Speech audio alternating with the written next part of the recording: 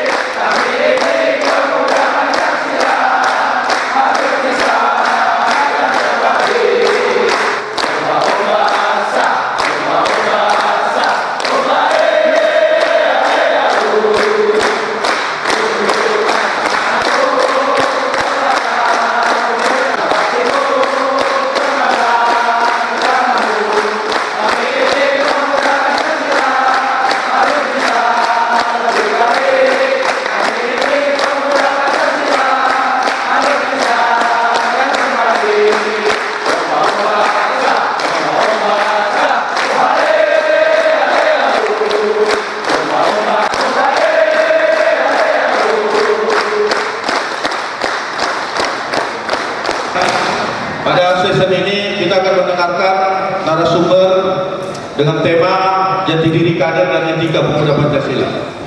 Sahabat-sahabat sekalian, materi ini adalah materi yang sangat inti di kaderisasi. Kenapa? Karena memang jati diri dan etika ini merupakan fondasi yang sangat vital bagi kita. Sahabat-sahabat sekalian, di jati diri ini nanti mungkin narasumber akan menerangkan, menjelaskan sebenarnya sudah sampai di mana jati diri kita hari ini. Saya terbayang ketika 26 tahun yang lalu di Medan, ketika masih Bang Peti Keling di sana. Waktu itu jati diri pemuda Pancasila ini, kebersamaan itu cukup kuat. Ada prinsip kita di sana, kau adalah aku adalah kau, kau dan aku adalah kita, kita adalah pemuda Pancasila. Kalau Muslim ada menyebutkan kal jasadil wahid seperti sebuah tubuh, atau ada kalimat kal bunyan sebagai sebuah bangunan. Kalau dicubit satu, semua akan terasa sakit. Inilah jati diri dulu yang saya kenal. Sehingga pada hari ini mungkin akan diperdalam, akan dijelaskan, ditegaskan oleh senior kita yang sejak tahun 80 beliau adalah Bung Nasir Muhammad. Salam sejahtera juga untuk kita semua. Selamat siang. Dan tadi moderator sudah menyampaikan sekilas pandang tentang diri saya di tengah-tengah keluarga besar pemuda Pancasila. Dan hari ini alhamdulillah melalui nikmat ini kita masih berkumpul bersama dalam rangka menunaikan tugas-tugas organisasi. Ketika kita menyandang atau menggunakan atribut pemuda Pancasila, maka leburlah kita di dalam sebuah cita-cita luhur, sebuah keinginan dari sebuah komunitas organisasi yang dilahirkan cukup lama. Nah, itu tepatnya pada tanggal 28 Oktober tahun 1958. Betul? Luar biasa. Kalau ini sudah dikatakan cukup, luar biasa. Dalam tempo hanya berapa jam, saudara sudah dapat menemukan jati dirinya. Ini satu prestasi yang luar biasa. Saya sendiri di Pemuda Pancasila terus terang dari tahun 1982. Terkadang di lapangan masih menemukan anggota dan pengurus Pemuda Pancasila mengaku dirinya Pemuda Pancasila, tapi dia mengerti apa jati dirinya selaku pengemban amanat organisasi. Itu yang sudah puluhan tahun. Oleh karenanya diklat ini tidak semata-mata memberikan cekokan-cekokan, mendikte saudara-saudara atau menggurui. Sebetulnya hanya sebagai penyegaran. Karena pada hakikatnya saudara-saudara sudah melakukan atau mendapatkan pendidikan kaderisasi secara informal di tengah-tengah kehidupan bermasyarakat, berbangsa dan bernegara bersama-sama dengan organisasi kita Pemuda Pancasila. Nah, secara formal memang hari ini Pemuda Pancasila membuat angkatan pertama pendidikan dan latihan. Tadi siang saya mendengar ini diklat katanya, bukan pengajaran aktivitas, atau saya salah dengar atau tidak. Tadi ada kalimat begitu. Ini diklat atau pengajaran. Maka lebih tepatnya saya katakan penyegaran. menyegarkan kembali ingatan kita tentang apa dan bagaimana jati diri pemuda Pancasila itu. Jadi saudara-saudara sekalian, kalau kita berkata tentang jati diri, bila mana dia lahir, kenapa dia lahir, untuk apa dia lahir, dan kemana arah dan tujuannya dia lahir. Ini harus tahu. Karena nggak mungkin saudara-saudara sekalian, sebuah organisasi brojol begitu saja dari lubang batu, lahir begitu saja, tidak punya filosofi, tidak punya latar belakang, tidak punya sebab musabab. Mungkin nggak? Nggak mungkin. Tanpa sebab, tidak ada angin, tidak ada hujan, tiba-tiba lahir begitu saja. Nah, hal inilah sebagai anggota dan pengurus pemuda Pancasila harus tahu. Oleh karena itu jangan heran saudara-saudara sekalian, kalau Bung Egy tadi malam mengatakan citra sosok pemuda Pancasila di tengah masyarakat masih terstigma bahwa kita adalah kelompok preman. Betul? Pertanyaannya, kenapa stigma itu melekat begitu kuat? Jangan salahkan guna mengandung, jangan salahkan orang lain, tapi mari kita koreksi diri kita. Kenapa stigma? Jadi suasana inilah yang melahirkan pemuda Pancasila sebagai organisasi. Tanpa mengetahui sebab musabab kelahirannya, maka sosok yang tampil di tengah-tengah masyarakat adalah sosok yang tidak menentu arah dan tujuannya. Karena tidak sadar atribut yang dikenakan, dia pikir atribut main-main, atribut yang tidak memiliki sejarah. Kelahiran kita adalah kelahiran oleh karena panggilan sejarah. Sejarah apa itu munasabah? Segera kita kupas saudara-saudara setelah tayangan berikut ini. Aku masih di sini, di negeri berjuta impian, negeri serambut awan, negeri yang manis, luhur, tulus, dan penuh sukacita. Negeri di mana aku leluasa merindukanmu, setiap nafas, setiap detik, setiap waktu. Kasihku, negeri ini begitu indah, makmur, dan subur, seperti ladang mata. Penduduknya ramah, sopan, dan suka tolong menolong. Mereka begitu terbuka, semua membuatku senang dan bahagia. Kasihku, negeri ini aman sentosa. Siapapun pasti akan merasa nyaman di sini, seperti duduk di sofa. Kasihku, di negeriku, rumah-rumahnya rapi tersusun. Anak-anak berangkat ke sekolah. Orang tua pergi bekerja, mencari nafkah yang halal.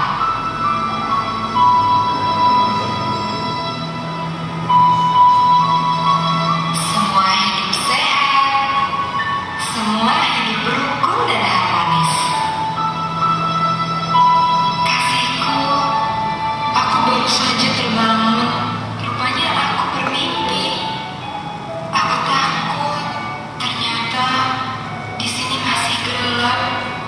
Kasihku, mungkin selama ini aku terlalu jauh darimu, melupakan pesan-pesan dalam suratmu terdahulu.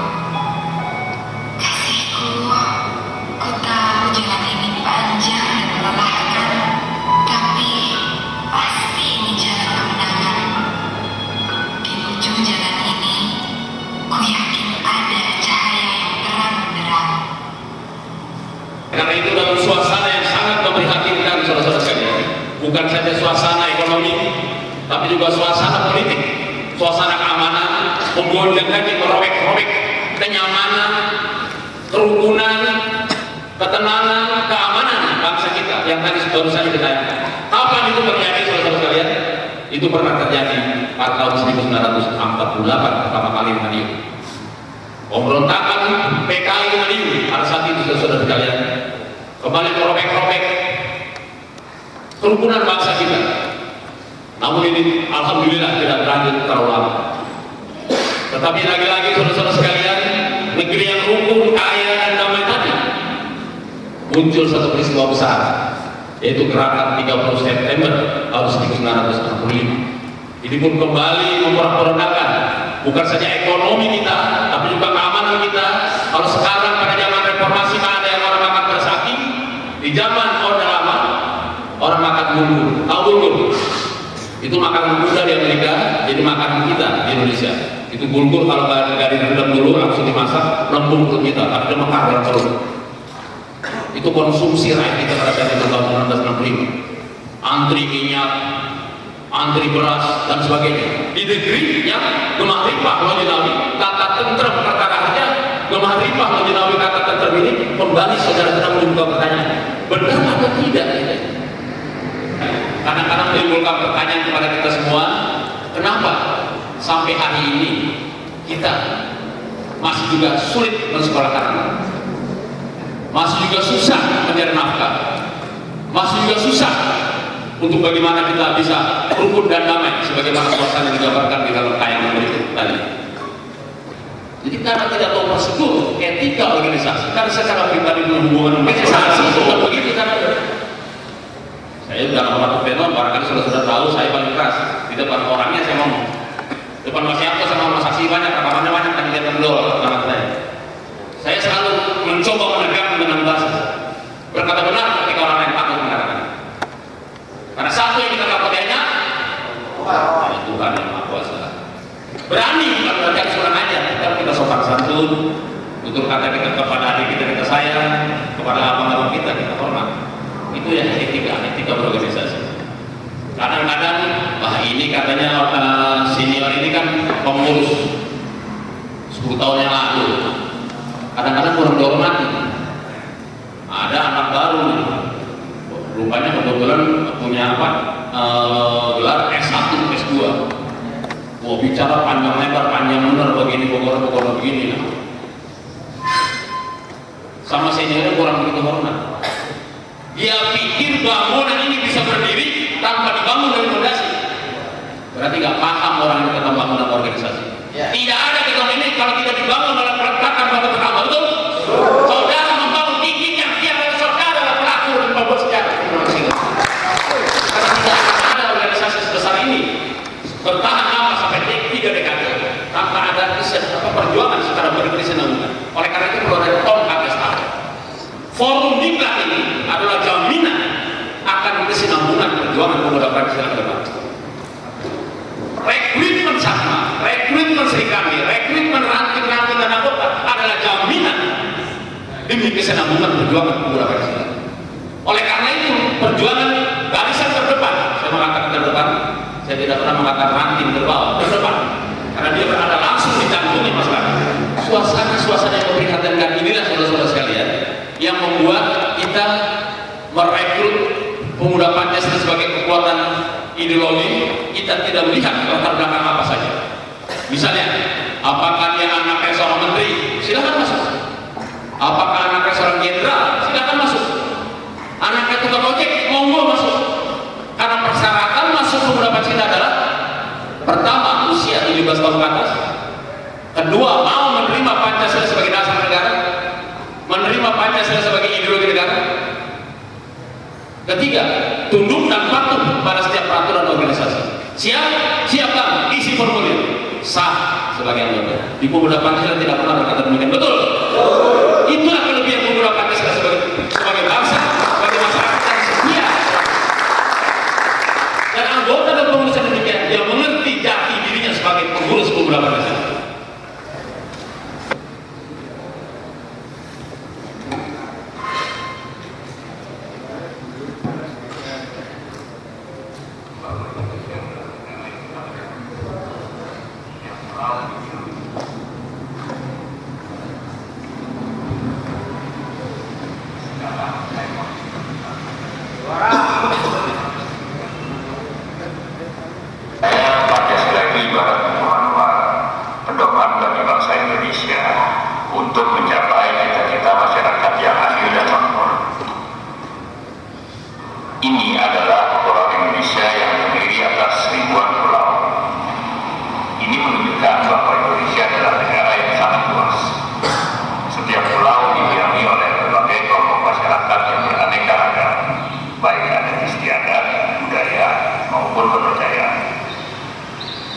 Keberagaman ini adalah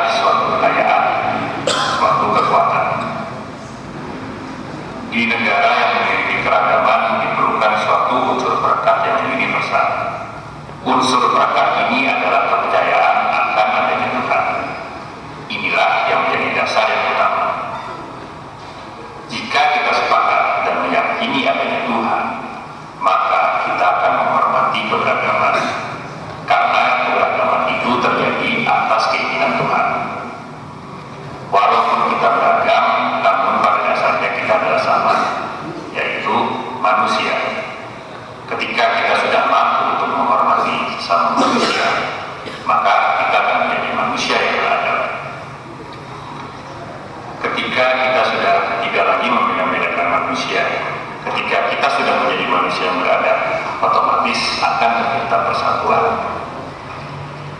Dari persatuan inilah tercipta suatu kondisi yang akan melahirkan manusia-manusia yang bijak. Dan manusia yang bijak tentu saja akan berlaku adil terhadap siapa saja.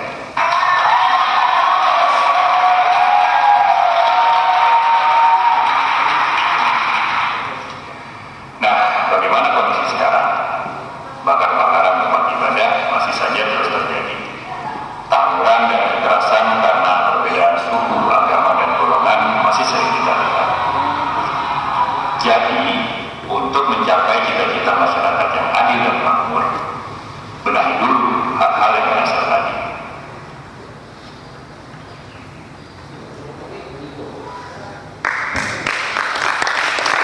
Yang paling konsisten lembaga negara ada di kata-kata tadi saya dengar TNI. Nah, pemuda Pancasila dilahirkan oleh unsur-unsur TNI, terutama TNI Angkatan Darat yang setia terhadap ideologi negara. Saudara hadir waktu acara HUT di Kemayoran, di mana Pak Kostrad berbicara di podium. Pemuda Pancasila meminta Raja TNI selalu bersama sejak kelahirannya. Jadi saudara-saudara sekalian, di zaman Orde Lama itu kalau ada masalah ekonomi bolak-balik itu ditangani oleh satu organisasi juga didirikan oleh tentara juga, dibentuk satu koperasi gotong royong namanya, kemudian disingkat menjadi Kosgoro, namanya koperasi untuk menjawab persoalan ekonomi. Lupa, kita kadang-kadang lupa. Kenyataannya dia mampu keluar sebagai empat besar. Ranking pertama masuk, kemudian PNI, PKI, yang keempat. Nah, Datuk NU dulu partai. Nah, situasi ini membawa suasana parlemen menjadi sangat mengkhawatirkan. Karena pada tahun 55, poros Partai Komunis Indonesia adalah berporos Jakarta Peking, Jakarta Moskow dengan beruang merah. Maka pemberontakan di Madiun didalami oleh Buso yang 12 tahun dididik di Moskow. Maka beda komunis 48 dengan komunis 65. 48 dengan beruang merahnya, 65 dengan naga merahnya, berporos Jakarta Peking. Dan etika berorganisasi macam apa? Dan untuk itu supaya tidak satu arah, saya rasa kita buka di awal saja ya. Waktu kita masih tersisa, setuju nggak? Setuju ya. Cukup lama kita di Pemuda Pancasila. Tapi pada hari ini dalam kaderisasi ini saya sangat bangga, tapi saya sangat kecewa karena inilah diklat kaderisasi yang pertama di seluruh Indonesia yang kita banggakan. Tapi banyak sekali yang pulang ditolak oleh panitia yang mana saya nggak tahu. Mohon itu dipikirkan oleh Kakak Dana Sosok. Terima kasih. Kader-kader Pemuda Pancasila khususnya di tingkat ranting itu sangat haus dengan pendidikan tentang Pancasila untuk memotivasi narasumber. Jadi alangkah baiknya kalau kita sebagai peserta diklat diberikan satu materi, tapi materi yang sederhana untuk memotivasi anggota-anggota di tingkat ranting. Jadi bukan materi diklat, tapi materi sederhana. Artinya pemuda Pancasila bukan hanya ketika dia hadir menyerahkan KTP, diberikan KTA, tapi dia juga diberikan minimal pemahaman-pemahaman tentang organisasi pemuda Pancasila. Jadi kalaupun dia tidak bisa hadir ke diklat karena sesuatu hal atau tentang SDM-nya, tapi kita sudah memberikan sedikit pemahaman. Mungkin perlu di itu juga narasumber perlu dipikirkan. Dan yang kedua, saya mewakili Pak Mahendra. Di sini kita sebagai diklat peserta diklat kaderisasi pertama. Yang awal yang berbuat langsung di kader-kader adalah peserta diklat ini. Jadi kalau bisa bagaimana difasilitasi agar anggota-anggota atau peserta diklat ini bisa saling komunikasi, bisa saling bertukar pikiran agar bisa mengimplementasikan apa yang didapat pada hari ini. Artinya kita sebagai motor awal, dan itu perlu ada evaluasi mungkin perlu difasilitasi juga. Terima kasih. Soal yang pada siang hari ini telah memberikan sebuah proses pencerahan kepada kader-kader Pemuda Pancasila DKI. Kalau Kakanda Naswan tentunya kami sudah tidak meragukan kapasitas beliau lagi, dan ini sudah teruji. Kakanda Naswan sudah banyak melahirkan kader. Contoh di salah satu kader yang dilahirkan berkat bimbingan Kak Naswan ada Ketua Tolik Jakarta Selatan, ada Saudara Mbai dan lain-lain yang tidak bisa saya sebutkan oleh satu persatu. Kakanda mohon izin, tadi saya sangat sepakat dengan apa yang Kakanda katakan bahwa proses diklat kaderisasi yang akan pertama ini adalah merupakan sebuah jaminan daripada sebuah kesinambungan bergeraknya roda organisasi terutama di DKI.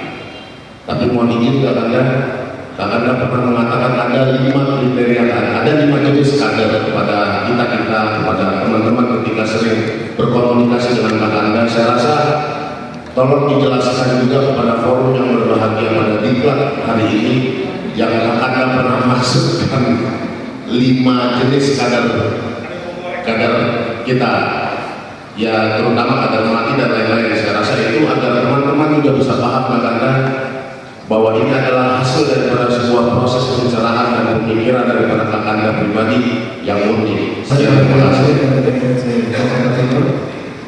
Menarik sebetulnya jati diri kader dan etika Pemuda Pancasila yang tadi disampaikan oleh Bang Naswan. Ini merupakan tingkat pertama. Kami berharap jati diri kader dan etika ini kan lebih banyak kepada sejarah. Jadi kami menginginkan nanti kalau bisa, karena ini nanti diklat itu juga akan dijadikan sebagai acuan, sehingga ini seperti ada kurikulum baru. Jadi kalau bisa itu dibuatkan satu materi sehingga nanti MPC akan membuat diklat yang sama dan peserta diklat yang sekarang, diklat kader yang sekarang akan pertama itu mampu juga untuk bisa menjadi secara sumber dan bisa patenkan di Kementerian Keuangan melalui Dirjen Hak Kekayaan Intelektual, sehingga pada saat ada pihak-pihak yang melakukan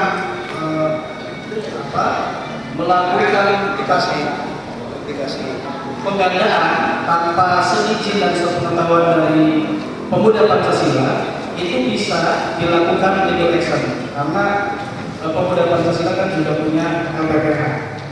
Baik, terima kasih. Terima kasih. Nama saya Abdul Ali dari Indonesia. Terima kasih. Jadi Kakanda telah menyampaikan materi jati diri organisasi cukup padat, singkat tapi jelas. Yang perlu kami pertanyakan di sini, apa upaya-upaya yang telah dilakukan oleh lembaga kita agar anggota kita tidak terjebak atau terperangkap dalam kegiatan-kegiatan yang merugikan bangsa dan negara dalam konteks ideologi, ekonomi, dan politik. Terima kasih. Saya itu dari Jakarta. Saya tadi menyimak keterangan dari Aswan bahwa berbeda di zaman kondisi zaman muda sekarang itu berbeda, sangat jauh berbeda. Saya dari zaman 89 sekarang memang sangat nyaman biasanya pada zaman dulu. Pertanyaan saya, bagaimana memberikan solusi agar bisa kembali ke zaman dulu? Ini maka ada keluargaan bahwa satu kakak. Yang kedua, tadi saya dengar dari pelaku moderator bahwa hasil diklat ini adalah nanti salah satu persyaratan untuk menjadi pemimpin di Pemuda Pancasila. Kalau boleh saya usul, bagaimana kalau bisa dibawakan ke Gumbes dan dimasukkan ke dalam anggaran dasar dan anggaran rumah tangga. Terima kasih. Peserta ini kan calon instruktur, semua yang ada di ruangan ini calon instruktur. Oleh karena itu, semua materi disampaikan oleh instruktur Itu hendaknya disimak dan dicatat dan bisa diformulasikan sedemikian rupa menjadi satu acuan semacam panduan, catatan-catatan kecil yang ini bisa memotivasi. Dan ini memang perlu latihan dan bisa nanti baik dipraktekkan sendiri maupun mengajak kader-kader kita yang lebih berpengalaman pada bidang memotivasi pada tingkat-tingkat yang saudara maksud ya. Saya rasa ya, tapi analogi penting kita berikan karena kita tidak bisa memberikan perumpamaan sebagai sebuah analogi yang sulit-sulit, tapi kita kasih yang mudah-mudah.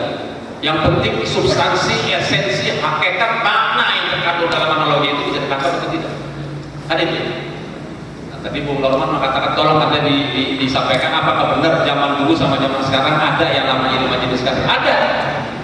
5 jenis ini saudara-saudara tidak lekang terkena panas, tidak lapuk terkena hujan. Ada pada sepanjang zaman. Apa itu munasbat? Yang pertama, kader pedati. Saya uraikan satu-satu apa itu kader pedati. Yang kedua, kader melati. Catat boleh nih. Ini materi ringan juga tuh. Yang ketiga, kader merpati. Yang keempat, kader upeti. Dan yang terakhir adalah kader sejati. Ini yang terakhir. Apa itu kader pedati? Ini banyak nih. Nggak di Jakarta aja, di mana-mana ada kader pedati. Jadi kalau kita ibaratkan pemuda Pancasila ini ibarat kereta kencana yang begitu besar, megah. Ada di seluruh Nusantara kereta kencana. Ikut, wah, yang penting gue ikut di pedati. Pedati itu bahasa Jawa arti kendaraan. Pedati. Dia ikut persoalan kemana tujuannya kereta ini nggak penting buat dia. Tujuan organisasi kemana nggak perlu buat dia. Yang penting gue ikut. Bisa kenal Yabto, bisa kenal Yoris, bisa kenal Samsir, kali-kali aja diajak ngomong. Betul, nggak salah, bukan nggak kader juga harus menjadi sepedati. Ini bukan nggak kader juga. Nah ini kader pedati, dia nggak penting sama tujuan organisasi, nggak penting. Nah, ini kader pedati di sini, dan itu ada di mana-mana, ikut-ikutan. Yang kedua kader merpati. Nah ya betul ya. Berarti ada nyimak, saya lupa. Yang kedua melati. Nah melati ini namanya melati itu kan bunga, ya bunganya harum. Melati ini munculnya sewaktu-waktu nih. Acara seremonial, misalkan hari ulang tahun pemuda Pancasila. Wah, dia adanya di karangan pas bunga, adanya di depan. Pas bunga di mana-mana di depan betul. Di meja nggak ada di belakang. Ya kan pakai tribun, ada lagi foto di podium pura-pura pidato betul. Tapi bukan kayak kader juga. Menjadi semelati. Dan melati biasanya umurnya nggak panjang. Nah, namanya melati paling sorenya layu ya. Udah, hilang lagi. Ntar nunggu lagi acara rame-rame lagi seremonial. Nongol lagi dia. Kalau urusan panitia nih, namanya pengen masuk duluan. Begitu diundang, alasannya banyak benar. Sakit perut lah, inilah macet lah, pun kalau mau datang, sekali datang telat udah rapi. Tapi di sini nggak ada tempat lain. Nggak ada. Pokoknya alasannya banyak benar di melati. Tapi kader juga bukan kader. Merpati, nah ini paling sering merpati. Merpati ini kalau aku turin, namanya merpati ini gunung. Terbang sana, terbang sini, hinggap di sana, hinggap di sini. Ada peristiwa lucu, saudara-saudara sekalian. Suatu ketika kader merpati dapat undangan untuk menghadiri perayaan kemerdekaan Republik Indonesia dari Bapak Wali Kota. Diundang semua ormas. Jamnya sama, tempatnya sama, semua ormas diundang untuk hadir pada proklamasi upacara proklamasi kemerdekaan, diperingati kemerdekaan. Pagi-pagi karena undangannya jam 7 harus hadir di lapangan. Jam habis sholat subuh dia mandi terapi, dibuka mandi, mondar mandir lama. Tadi saya tanya, Bang, dari tadi mandi udah selesai apa mondar mandir bukan pakai baju buruan katanya? Ini undangan jam 7 tuh katanya. Gue lagi bingung nih katanya. Kenapa pakai jaket yang mana ya? Rupanya di gantungan barang-barangnya banyak. Ada Bosgoro, ada Soksi, ada MKGR, ada pemuda Pancasila, KNPI, Kompak, KNPI, ini nggak ada jadi. Dia bingung. sedangkan undangan adalah ada catatan di bawah. Bagi pemimpin organisasi harus menggunakan atribut masing-masing. Datang tepat pada waktunya dan tidak boleh diwakilkan. Dia kan bingung kalau diwakilkan. Datang tepat waktu organisasi kan nggak mungkin dia pakai 5. Jadi kadang apa? Kalau gua pak bos gua ketemu malah PP. Kalau gua pakai PP, gua ketemu malah ampi. Lu PP apa ampi lu katanya? Dia bingung, hanya modal, apa jam 9, kagak berangkat. Tapi di sini ada. Di tempat lain. Di sini sejahat.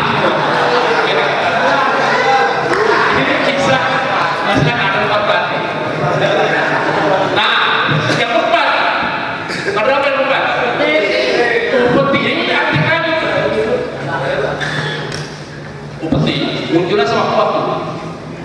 Kalau musda golkar, di panitia terlanjur pengen masuk pengurus. Musda arfi, kalau musda, muswir, mubas segala macam.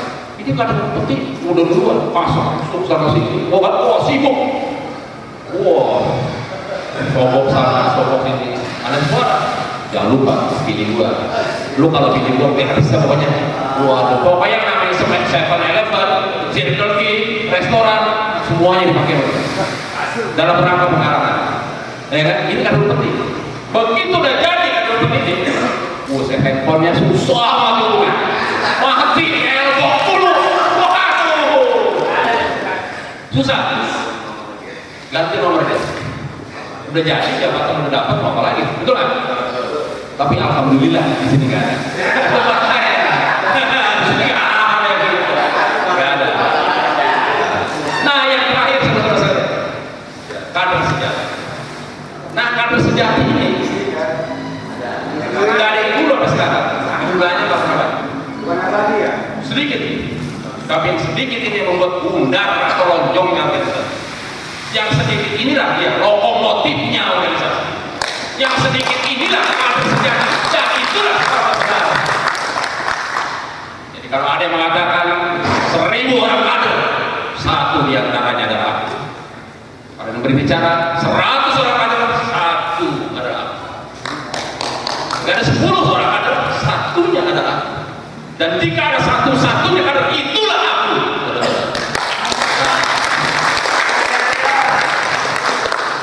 Dan demikian kader sejati saudara. Oleh karena itu dia dalam kondisi apapun kader sejati dia sudah terbiasa terhadap gelombang. Kalau terjadi gelombang dia main sapi. Terjadi air bah dia menyelam. Itulah kader sejati. Maka itu saudara-saudara sekalian ketika nanti ada gelombang di tengah-tengah permainan saudara di MPC, di PAC, maupun di MPW, tetap tegak. Berpegang teguhlah pada etika organisasi, pada aturan organisasi, pada konstitusi organisasi, dan juga kepada jati diri organisasi. Apapun yang ditembakkan peluru pada saudara tidak akan pernah mempan. Maka saudara berpegang teguh pada jati diri. Berpegang teguh pada etika organisasi. Dicari-cari, dikorek-korek kesalahan saudara susah ditemukan. Dan kalau fitnah dilancarkan, biasanya fitnah itu mentah karena apa? Banyak yang bela. Satu yang menjelekkan Anda, 10 yang membela. 10 yang menjelekkan Anda, 1000 yang membela. Dan saudara tetap saja sebagai kader sejati. Sekian saudara, selamat berjuang.